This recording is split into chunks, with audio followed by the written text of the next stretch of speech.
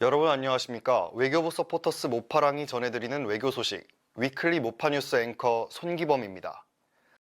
지난 3월 23일 인종, 종교, 그리고 언어가 다르다는 이유로 차별을 받아온 미얀마 로힝야족 난민들이 탄 어선이 인도네시아에서 전복된 채 발견됐습니다.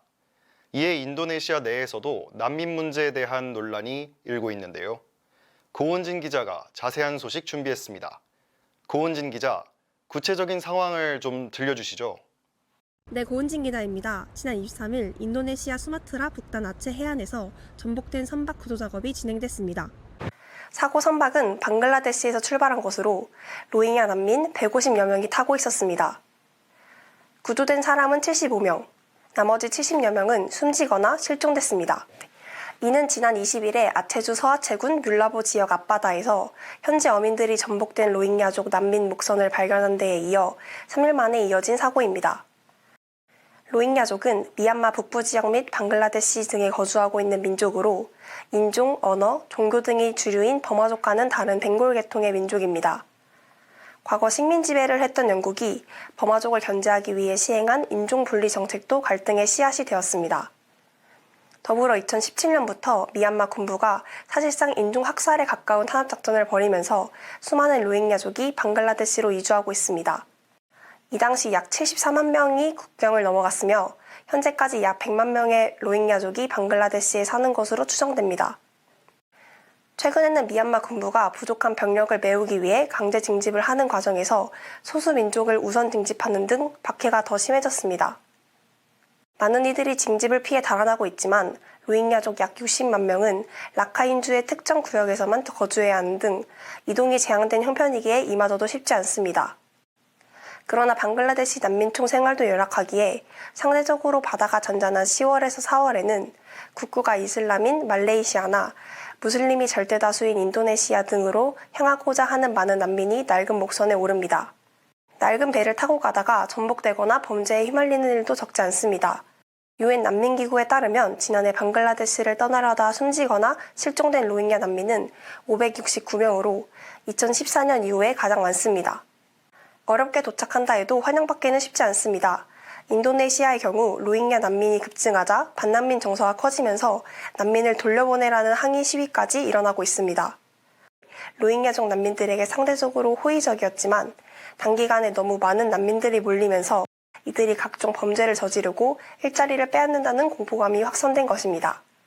더불어 인도네시아와 태국, 말레이시아는 유엔 난민 협약에 서명하지 않았기에 난민을 받아들일 의무가 없다는 것도 그 이유입니다. 고향을 떠나 어려움에 처한 로힝야족, 그들은 어디로 가야 할까요? 이상 고은진 기자였습니다.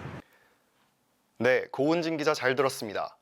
여러 가지 현실적인 이유로 미얀마를 떠난 로힝야족을 받아줄 곳이 마땅치가 않다는 거군요. 같은 종교를 믿는 인도네시아에서도 난민 증가로 인한 사회 혼란 등을 우려하여 로힝야족을 환영하는 분위기가 아니라니 로힝야족 입장에서는 참 막막할 듯 싶습니다. 그렇다면 인도네시아 현지에서는 어떤 의견들이 있는지 좀 더 자세한 상황을 현지인과 인터뷰를 통해서 알아보도록 하겠습니다. 디온 씨, 안녕하세요. Could you please introduce yourself? Okay. Thank you also me to having me this time. My name is Dioni Sofian. You can call me Dion. Indonesian. Also, currently internship in one of the startup company in Indonesia as a legal counsel, and then I just finished my study for my law study in my current faculty. So yeah, that's all. About my experience in Korea, 제가 교환 학생, the exchange student Korea University for summer course program. Can you tell me the atmosphere of people about Rohingya refugees in Indonesia right now? Okay, Rohingya refugees come since 2018, I guess.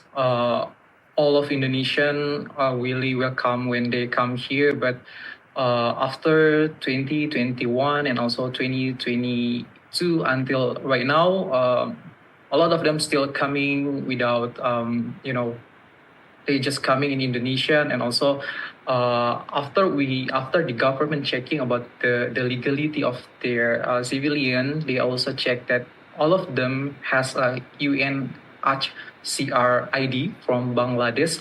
So the Indonesian people think that they just come in Indonesia to avoiding the rules in Bangladesh or something like that. Also, Indonesian people think that we are not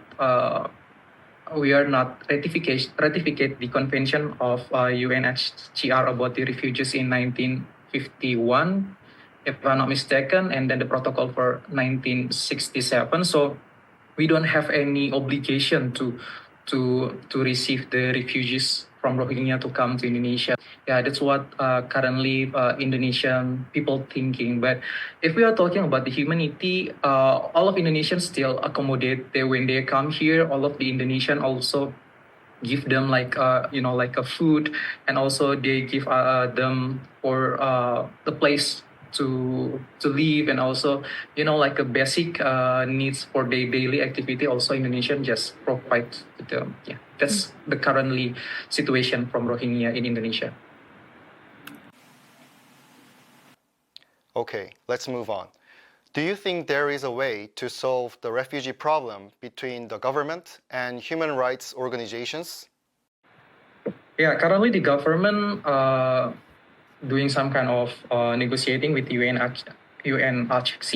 The Indonesian government would like to, to provide one of separate island in our country, because Indonesia has a lot of island. We have more than 60,000 island. I guess I forget how many island that we have. So they're planning to move the Rohingya from one to another island to make them feel safe there and then. Yeah. Okay, thanks for joining us. 난민을 수용하기 위해서는 사회적 합의와 제도적 여건이 마련되어야 하며 향후 여러 가지 복지 정책 또한 수반되어야 하는 만큼 인도네시아가 로힝야 난민을 당장 받아들이기는 쉽지 않은 상황으로 보입니다. 또한 난민 문제는 특정 국가의 노력에만 기대서는 해결하기 어려우며 전 세계적인 지원과 연대가 필요한 문제이므로 이번 로힝야족 난민 문제가 어떻게 해결될지 우리 모두가 관심을 가지고 지켜봐야겠습니다.